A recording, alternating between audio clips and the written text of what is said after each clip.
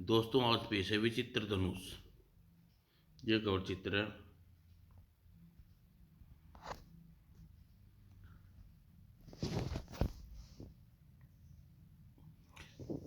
त्रिलोकीपुर का राजा प्रवीण सेन इन दिनों बेहद चिंतित थे।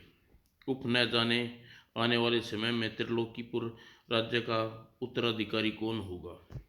गुप्तचरों से मिली सूचना के अनुसार प्रशांत सेन केवल आवारा और बदचलन किस्म का इंसान है। हे ईश्वर, यह मुझे किस भूल की सजा दे रही है। प्रदीप सेना भी सोच में था कि बचाओ। अरे यह नारी की चीख आवाज तो राजकुमार के कमरे से लगती है, मुझे चलकर देखना चाहिए। कुछ क्षण बाद सैनिकों द्वार खोलो, राजकुमार से मिलना है चाहते हैं। जी जी जी जी महाराज। पिताजी महाराज, आप मुझे बुला दिया होता। राजकुमार, अभी तुम्हारे कक्ष में किसी नारी की चीख की आवाज सुनी है। कौन है वह? उफ, गजब हो गया। तुम बोलते क्यों नहीं? कौन है तुम्हारे कक्ष में? कोई नहीं पिताजी, कोई नहीं पिताजी। बको मत, रास्ते से हटो, मैं देखता हूँ। और फिर राजकुमार अंदर का दृश्य देखा। वो यह क्या देख रहा हूँ? पिताजी महाराज, मुझे क्षमा कर दीजिए। खामोश हत्यारे, मत कहो मुझे अपनी गंदी जुबान से। पिताजी, हमारे पुत्र नहीं दुश्मन हो। और अगले ही पल गिरफ्तार कर लो इस हत्यारे को फौरन। कल दरबार में होगा इसका फैसला। जी योग्य, जो आज्ञा महाराज। लेकिन राजा की आज्ञा सुनते ही सैनिक अपनी गर्दन झुका ली। तुम लोग खड़े खड़े क्यों हो? तुमने हमारी आज्ञा नहीं सुनी? गिरफ्तार कर लो राजकुमार को, प्रताप सेन को। हा हा हा। पिताजी महाराज, क्या आप यह नहीं लगता कि आप बूढ़े हो चुके हैं? हे भगवान, आखिर यह सब क्या हो रहा है? और एक बूढ़ा व्यक्ति इस देश की बागडोर नहीं संभाल सकता। अतः आपको इस राजपाट नहीं, दुनिया के संन्यास लेना चाहिए। और कहने के साथ ही राजकुमार ने सैनिकों के म्यान से तलवार खींची और और सैनिकों, इस लड़की और महाराज की लाश ठिकाने लगवा दो। जी युवराज। और इस तरह अपने पिता की हत्या करने के बाद प्रताप सेन त्रिलोकपुर का राजा बन गया। किसी को उसका विरोध नहीं किया, क्योंकि सारी सेना उसके हुक्म की गुलाम थी। राजा प्रताप सेन जिंदाबाद। राजा प्रताप सेन जय। और राजा बनने के बाद ही सैनिक ने नगरी में अत्याचार शुरू कर दिए। दरोगा जी, यह देखिए कितनी सुंदर स्त्री है। मेरे ख्याल से महाराज को बहुत पसंद आएगी।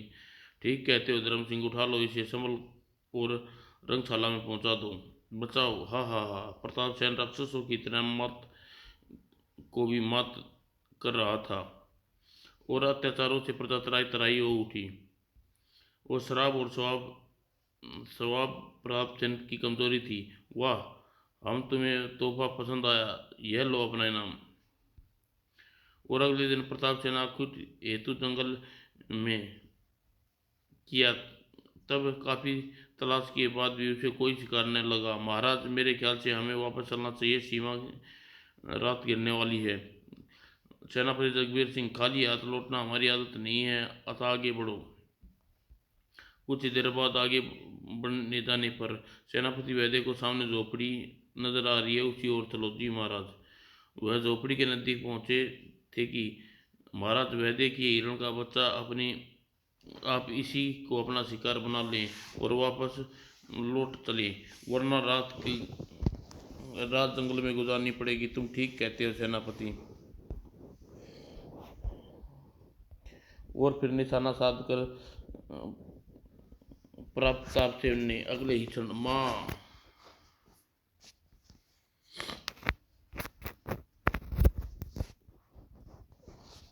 सोनू, क्या हुआ मेरे बच्चे? ओह, यह इतनी अद्भुत सुंदरी इस बियाबान जंगल में, और यह रंगशाला में होना चाहिए था। हाय मेरे लाल, यह क्या हो गया? किस दुष्ट ने तेरा वध कर दिया? बू। तभी उन लोगों की उपस्थिति का एहसास हुआ। ओह दुष्ट, तो तू मेरे पुत्र का तेरा कमीने, मैं तुझे जीवित नहीं छोड़ूंगी। ए बदतमीज से बात करती है, जानती नहीं त्रिलोकीपुर के राजा हैं? राजा नहीं हो सकता, यह हत्यारा है, राक्षस है। इसने मासूम बेटे की हत्या की है। तमीज से बात कर वरना रहने दो सेनापति, हमने स्त्रियों की कोई भी बात बुरी नहीं लगती। और फिर अति सुंदरी है, बिल्कुल किसी परी के समान। हा हा हा हा, आप ठीक कहते हैं महाराज। तभी दोस्त छोड़ मुझे चटाक। सुंदरी, तूने मुझ पर थप्पड़ मेरे गाल पर नहीं, अपनी किस्मत पर मारा है। सैनिकों, उठा लो इस स्त्री, गुस्ताख स्त्री को। और अगले ही पल, दुष्ट, छोड़ दे मुझे, पिताजी बचाओ। हा हा हा हा, वन देवी की पुकार सुनकर, क्या बहू, बहू, क्या हुआ बहू? पिताजी बचाओ, बहू, यह सब क्या है? पिताजी, यह राक्षस अपने आपके पोते को मार डाला, और यह क्या इसने सोनू को मार डाला? क्या कमीने, दुष्ट राक्षस, तू कुत्ते की मौत मरेगा। तूने गुस्ताख बुढ़िया, ले अपनी जुबान गुस्ताखी का सजा। आह, दुष्ट इंसान, तू राजा होकर भी प्रजा पर जुल्म डालता है। ईश्वर तेरे किए की सजा उसे देगा। हाँ हाँ हाँ, ईश्वर तो मुझे जब सजा देगा देगा, लेकिन अब मैं तुझे इसी पल सजा देता हूँ बदजुबान बूढ़े। यह ले पिताजी। उधर फिर सैनिकों, ले चलो इसे। तब, बचाओ। हा हा, सुंदरी बियावान जंगल में तुम्हारी चीख पुकार सिर्फ जंगली जानवर ही सुन सकते हैं, और तुम्हें बचाने से रही। लेकिन ऐसा नहीं था। कुछ ही दूर गए थे कि तभी, बाबा मुझे बचाइए। ए बूढ़े भिखारी, तेरी महाराज, तेरी यह मजाल, तू हमारा रास्ता रोके। मूर्ख, रास्ता मैं नहीं, तेरे कुकर्म ने रोका है। अभी भी समय है। प्रताप सेन, चेत जा। इस अबला के पैरों में गिरकर अपने प्राणों की भीख मांग ले, और तेरा कल्याण है। बूढ़े भिखारी, तू मेरी शिक्षा देता है, हट जा रास्ते से, वरना तेरी गर्दन काट देंगे। नहीं प्रताप चंद, मैं तेरा रास्ता तब तक नहीं रोकूंगा जब तक तू अभी अभिमानी को, इस अभागिन को छोड़ नहीं देता। क्या तेरी यह जरूरत? ये ले ढिठाक। साधु के गिरते ही, हा हा हा, शरीर में जरा दम नहीं और चला था, हमें रोक रहे। हे भगवान, यह क्या अनर्थ है? और और फिर सुन, हमारे राज्य में इसके पास ताकत नहीं, शरीर नहीं, उसका जीवन बोझ है। अतः इसका समाप्त हो जाना बेहतर है। मूर्ख राजा, तू मेरे शरीर की हड्डियां देख कर हंस रहा है, यदि लेकिन याद रख, एक दिन मेरे शरीर की यही हड्डियां तेरा सर्वनाश का कारण बनेगी। वर्तमान बूढ़े, तुम हमारा अपमान किया, करने की यह सजा, यह ले। तभी ठहरो। अगले ही पल, महाराज की जय हो। यमुंडा, तुम यमुंडा, महाराज, आप इस तुच्छ भिखारी समझ रहे हैं, यह पहुंचा हुआ सिद्ध पुरुष है। इसकी जुबान से निकली एक एक बात कभी खाली नहीं जाती। तुम कहना क्या चाहते हो जादूगर यमुंडा? सिर्फ इतना महाराज, कि अभी इसने आपको यही श्राप दिया है, न कि एक दिन इसके शरीर की हड्डियां आपकी मृत्यु का कारण बनेगी। हाँ, तो समझ लीजिए कि आप हमेशा हमेशा के लिए अमर हो सकता हूँ। क्या क्या क्या तुम सच कह रहे हो जादूगर यमुंडा? क्या तुम हमेशा हमेशा के लिए अमर हो सकता हूँ? अवश्य महाराज। तो फिर जल्दी से मुझे अमर होने का उपाय बता दो।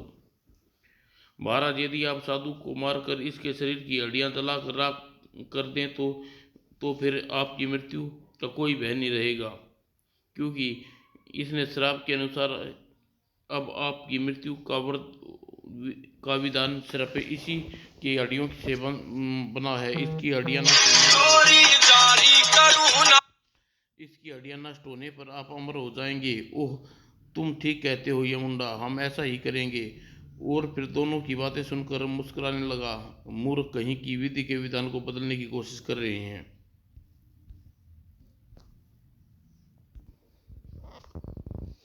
सेनापति इस बुढ़े को बंदी बनाकर ले चलो, हम स्वयं अपने हाथों से इसका वध करेंगे और हड्डियाँ जलाकर राख कर देंगे, और तभी हम हमेशा हमेशा के लिए अमर हो जाएंगे, जैसे ही महाराज की आज्ञा। और ये मुंडा, तुम भी मेरे अमर होने के साथ साथ हमारे साथ ही रहोगे जी महाराज। ये ईश्वर, मेरे कारण इस महापुरुष की जान जोखिम में पड़ गई। और उधर दूसरी ओर जंगल में धर्मदेव नाम का शिकारी अपनी झोपड़ी के सामने जैसे ही जंग घोड़े से उतरा, उसकी नजर अपने पुत्र सोनू और रक्तजरित लाश पर पड़ी। अरे सोनू बेटे! और उसकी नजरें के सामने अपने माता पिता की लाश पर पड़ी। हे भगवान! उफ, ये ईश्वर, यह सब क्या देख रहा हूँ? माँ जी, पिताजी, यह सब क्या हो गया? बू! तभी, बेटे, धर्म बेटे, तू आ गया? हाँ पिताजी, यह सब कैसे हुआ पिताजी? बेटे, यह शायद यही बताने के लिए भी तक जीवित था मैं। बेटे, यह त्रिलोकीपुर के राजा ओह प्रताप सेन द्वारा यह जुल्म की कहानी है। उस पापी ने हमारी बहू को उठाकर रंगशाला में ले गया। हे राम! इतना कहकर उस विधे की गर्दन एक और लुढ़क गई। वह पल आदि के धर्मदेव लूटा सा अपने माता पिता और पिता की पुत्र की लाश को देखता रहा, लेकिन अगले ही पल आंखों में खून उतर आया। प्रताप सिंह, तूने तूने मुझे गरीब की हरी भरी बगिया उजाड़ी है, तेरे राजमहल की ईंट से ईंट बजा दूंगा। और फिर प्रताप सिंह, मैं तुझसे अपनी बर्बादी का बदला लेने आ रहा हूँ। और उधर नगर के बाहर वीराने में राजा प्रताप सिंह की रंगशाला में, हाँ सुंदरी, खुशी से मेरी बात मान लो, तुम्हारे रानी बना लूंगा। रुक जा दुष्ट, खबरदार जो मुझे हाथ भी लगाया। हाथ नहीं सुंदरी, मैं तो तुम्हें बाहों में लेने के लिए बेचैन हूँ। कहने के साथ ही राजा वन देवी की तरफ लपका। नी कमीने नीच, मैं जान दे दूंगी, पर नाका के इरादे में कामयाब नहीं होने दूंगी। और अगले ही पल और धर्मदेव प्रताप सिंह के सैनिक रंगशाला में पहुंच गया। उसके सिर पर खून सवार था। उसने रंगशाला में पहरेदारों को एक एक कर झटके से समाप्त कर दिया। उप पापा! वन देवी! और तड़ाक! वन देवी, ये तूने क्या किया? स्वामी, दुष्ट तुम्हारी वन देवी को अपवित्र कर देना चाहता था, लेकिन मैंने उसे ऐसा नहीं होने दिया। लेकिन स्वामी, तुम उस दुष्ट का बदला अवश्य लेना। वो इसी के साथ वन देवी की गर्दन एक और लुढ़क गई। हाँ वन देवी, मैं अवश्य लूंगा, बदला लूंगा। मैं इस कमीने की मौत से भी भयानक सजा दूंगा। तभी, हा हा हा हा, तुझे तू अपनी तू हमारी बर्बादी का बदला लेने आया है? तू हमसे अपनी बर्बादी का बदला? हाँ कमीने, मैं तुझसे अपनी बर्बादी का बदला लेने के लिए यहाँ आया हूँ। खामोश गुस्ताख सैनिक को ले जाओ, इसे डाल दो कारागार में। कल इसे दरबार में हम इसे इसकी करनी का दंड देंगे। प्रताप सेन, याद रख, तेरे पापों का घड़ा भर चुका है, तुझे अंतिम समय है, तू भगवान को जितना याद करना है कर ले। ओह मूर्ख! कहता है मेरा अंतिम समय आ गया है। भला क्या मालूम, मैं कल इस बूढ़े को, साधु को मार कर यहाँ हड्डियाँ जला कर राख करने, उसके बाद हमेशा के लिए अमर हो जाऊंगा। और रात को उस रात कारागार में धर्मदेव को आंखों की नींद की जगह जगह बदले की ज्वाला धधक रही थी। वह अपने चारों ओर बूढ़े माता पिता और पुत्र पत्नी की रक्त जलित चेहरे दिखाई दे पड़ रहे थे। चीख चीख करके कह रहे थे, बापू बदला, बेटा बदला। हाँ हाँ, मैं बदला लूंगा, ऐसे ही बदला लूंगा कि मौत भी कलेजा दहल उठेगा। फिर धर्मदेव सोचने लगा, लेकिन राजा प्रताप सिंह से बदला लेने के लिए मुझे पहले इस कैद से निकलना होगा। और तभी कारागार में एक पहरेदार की धर्मदेव दीवार की ओट में बैठा होने के कारण उसे न देख पाया। वह हैरान हो गया। अरे कैदी कहाँ चला गया? दिखाई नहीं पड़ रहा। अगले ही पल, राघव, कैदी अंदर नहीं है। आएगा जाएगा कहाँ? सावंत कहीं कोने में पड़कर सो गया होगा। दीवार की ओट में धर्मदेव की आंखें पहरेदारों की वार्तालाप को सुनकर चमक उठी। लेकिन इतनी गहरी नींद, चलो दरवाज़ा खोलकर अंदर चलकर देखते हैं। जैसे ही पहरेदार अंदर दरवाज़ा खोल कर गई, आह आह! और फिर अगले ही पल कुछ सोच समझ कर धर्मदेव ने पहरेदारों को भाला छीन लिया। और पहरेदार को मारने के बाद धर्मदेव कारागार से भाग निकला। और उसी उसी रात स्वामी गोरखनाथ अपने आश्रम में निद्रामग्न थे कि उठो जागो वत्स। और अगले ही पल गोरखनाथ अपने स्वामी मूलानंद की आवाज़ सुनकर, आप गुरुजी। हाँ वत्स, मैंने तुझे पुकारा है। ओ प्रणाम गुरु राज। कीजिए, शिष्य को कैसे याद किया। वत्स, मेरी आत्मा मेरे शरीर को छोड़ रही है, लेकिन त्रिलोकपुर के राजा का अंत मेरी हड्डियों और से होना लिखा है। इसलिए राजा प्रताप सेन के शरीर की हड्डियों को जला कर राख कर देना चाहता है, लेकिन तुम्हें मेरे शरीर की हड्डियां की रक्षा करनी है। लेकिन कैसे गुरुवर। वत्स, कल भोर होने की पहली किरण के साथ ही तुम दुरंधर नामक एक शिकारी तुम्हारे पास पहुंचेगा। तुम उसके द्वारा मेरी हड्डियों को राजमहल से मंगा कर उसके धनु वज्र और धनुष बनाना है, और वही वज्र धनुष पापी राजा का सर्वनाश का कारण होगा। इतना कहने पर स्वामी मूलचंद अक्स गायब हो गया। और फिर भोर होने के बाद ध्यानमग्न होकर अपनी कहानी का पता लगाना चाहिए। और इसी के साथ ही स्वामी गोरखनाथ ध्यानमग्न होकर बैठ गए। और भोर होने की पहली किरण के साथ ही कारागार के भागा धर्मदेव थका हारा स्वामी गोरखनाथ के आश्रम में पहुंचा। आओ वत्स धर्मदेव, मैं तुम्हारा इंतजार कर रहा था। उस स्वामी जी, बहुत पहुँचे हो मालूम पड़ती है, इन्हें मेरा नाम भी मालूम है, क्यों बल्कि ये मेरे यहाँ पहुँचने के बारे में भी जानते हैं। धर्मदेव श्रद्धापूर्वक स्वामी जी के प्रणाम किया। प्रणाम मुनिवर। पश्चात, मुनिवर, आप मेरे बारे में कैसे जानते हैं। वत्स, मैं सन्यासी हूँ। एक सन्यासियों से कुछ नहीं छुपा होता। अतः मैं इस विषय में ज़्यादा न उलझो कर मेरी बात सुनो। और वत्स, तुम राजा प्रताप सेन अपने परिवार की बर्बादी का बदला लेना चाहते हो। इस कार्य में प्रति तुम्हारी सहायता करना चाहिए। सच सच मुनिवरवा की दृष्टि से राजा से बदला लेना चाहता हूँ। हाँ, उस पापी का नाश तुम्हारे हाथों लिखा है। यह तुम्हारे गुरुदेव मूलानंद की बलिदान से ही संभव हो सकेगा। आपके गुरुजी का बलिदान मैं कुछ समझा नहीं मुनिवर। तभी गोरखनाथ ने धर्मदेव को अपने स्वामी मूलानंद द्वारा प्रताप सेन को दिए गए श्राप की कहानी सुनाई। क्या बोले। वत्स, इससे पहले कि तुम गुरु दुष्ट गुरुवर के शरीर की हड्डियों को जला कर राख करते, तुम्हें राजमहल से हड्डियाँ ला जाकर हड्डियाँ लेकर जाकर हड्डियाँ सुरक्षित यहाँ लेकर आनी है। और मैं उन हड्डियों से वज्र और धनुष बनाऊंगा, जिससे उसी धनुष की सहायता से तुम प्रताप सेन का नाश कर सकोगे। ओह। इतना कहकर स्वामी गोरखनाथ ने भोले के नाथ पे कुछ चीज निकाली और उसे धर्मदेव को देते हुए बोला, वत्स, ये भभूत लो।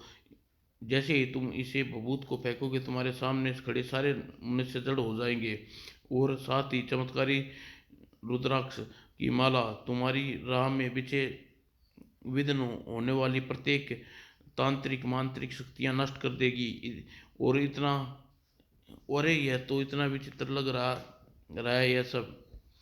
और फिर स्वामी गोरखनाथ की आज्ञा पाकर धर्मदेव आश्रम से घोड़े पर सवार होकर नगर की ओर चल पड़ा। क्या सच में स्वामी की बात के अनुसार परिवार की बर्बादी का बदला ले सकूंगा। और उधर दूसरी ओर इस सैनिकों, इस बूढ़े की भिखारी की लाश को चिंता में डालकर उसमें आग लगा दो।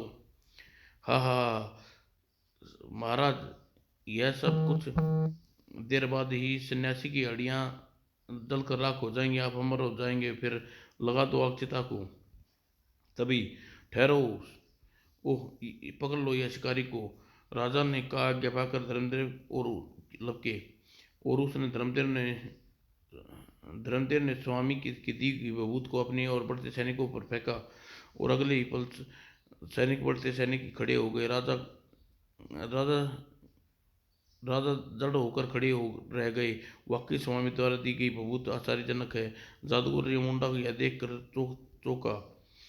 यह कोई बबूत का प्रभाव नहीं पड़ा। उप इसका मतलब शिकारी वशीकरण मंत्र का उपयोग करना, मुझे इसे रोकना होगा। और जादूगर ने मन ही मन कोई मंत्र बुड़बुड़ाया और अगले ही पल हुक्म मेरे आका, इन गुलाम इन गुलामों शिकारियों को साधु की मृत शरीर को जलाकर राख कर दो। जो को मेरे आका। और अगले ही पल, ओह ये अब क्या होगा। लेकिन ब्राह्म उप उप मानव कंकालों के नष्ट होते ही यमुंडा ने फिर कोई मंत्र पढ़ा, स्वामी यज्ञा उप, यह क्या मुसीबत है। राक्षस राज शिकारी की मृत बूढ़े सन्यासी को समूचा निगल जाओ। तभी हा हा हा हा, इस शिकारी के बच्चे की मृत्यु निश्चित है। और जैसे ही उस राक्षस ने अपना मुंह बंद किया, धर्मदेव गले में पड़ी रुद्राक्ष की माला राक्षस का मांस का अंश हुई और अगले पल, ओह अविश्वसनीय, मानो जादूगर ने जैसे अपनी पराजय स्वीकार कर ली हो। उप यानी जादूगर चामुंडा द्वारा द्वारा हार गया और एक छोकरे से, और जैसे ही वहां से जाते ही जादूगर मंत्र बल द्वारा राजा के वशीकरण मुक्ति हुई। ओ यह क्या, हम क्या हो गया था। राजा, महाराज मुझे खेद है कि मेरे रहते हुए मामूली सा छोकरा आपका सम्मोहित करके सन्यासी को निर्जीव शरीर को ले जाने का क्या। नहीं जादूगर ये मुंडा, ऐसा नहीं हो सकता ना चाहिए। अमर होने के लिए मुझे भिखारी के शरीर की हड्डियों की नष्ट करना होगा। सेनापति जाओ, पूरे राज्य का चप्पा चप्पा थान मारो। उस शैतान के मूर्त की देह देह हर हाल में मिलनी चाहिए। जी महाराज। कहने के साथ ही सेनापति जस जगवीर के साथ कुछ सैनिकों को लेकर वहां से निकल गया। पता नहीं वह शिकारी कहाँ गया होगा। महाराज आप एक बड़ा सा थाल पानी भरवा कर उसे मंगवा लीजिए, मैं मंत्र से यह सब दिखा दूंगा। वह शिकारी कहाँ गया है, क्या तुम सचमुच ऐसा कर सकते हो। अवश्य महाराज। और फिर राजा के आदेश पर पानी भरा तब थाल जादूगर ने मंत्र पढ़ने लगा। थाल में स्वामी गोरखनाथ का आश्रम का दृश्य हुआ। जाओ वह तुम्हें गुरुदेव का नदी शरीर लेकर सफल हो गए। जी मानिए, यह लिए अपने आशीर्वाद से सब कुछ संभव हो उसका। ठीक है वत्स, तुम गुरुदेव का देह को चबूतरे पर लेटा दो, मैं अपने तपोबल से इसकी हड्डियों से दर्द में तैयार करता हूँ। ओह जादूगर चामुंडा, यह क्या देख रहा हूँ। यह तो हमारे राज्य में शैतान कहाँ है। यह शिकारी और भिखारी हमारे खिलाफ साजिश रच रहे हैं। महाराज यह पूर्व जंगल है, स्वामी गोरखनाथ का आश्रम है। तो अपनी विशाल सेना के साथ जाकर इन दोनों की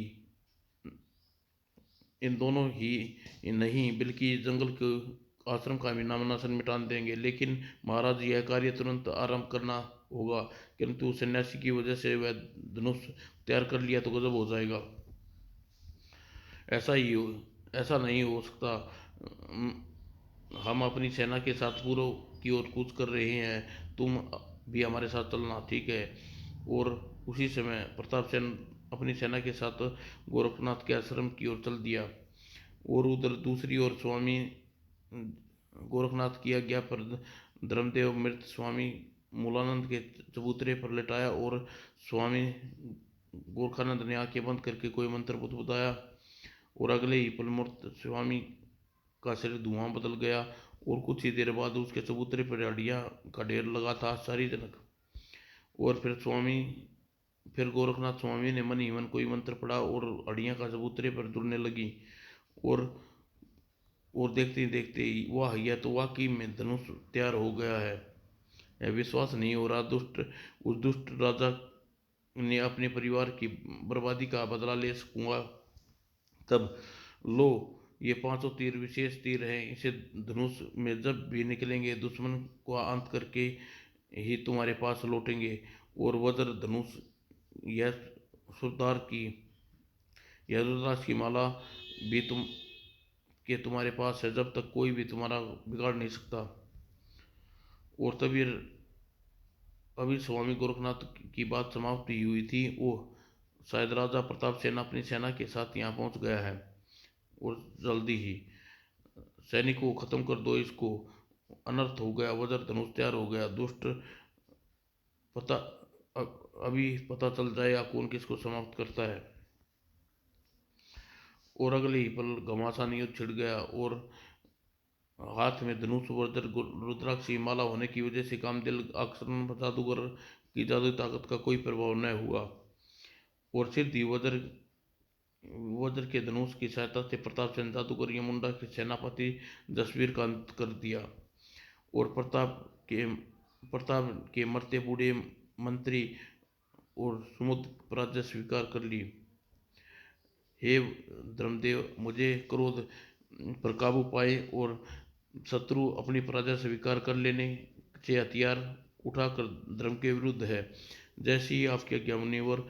और धर्मदेव बाबा की स्वामी गोरखनाथ के चरणों में रख दिया। फिर स्वामी गोरखनाथ की आज्ञा पाकर धर्मदेव त्रिकाली का राजा बना। जय हो धर्मदेव राजा की। धर्मदेव जिंदाबाद। और फिर जब धर्मदेव राज किया और राज्य की प्रजा कभी किसी प्रकार को कष्ट नहीं हुआ। समाप्त दोस्तों।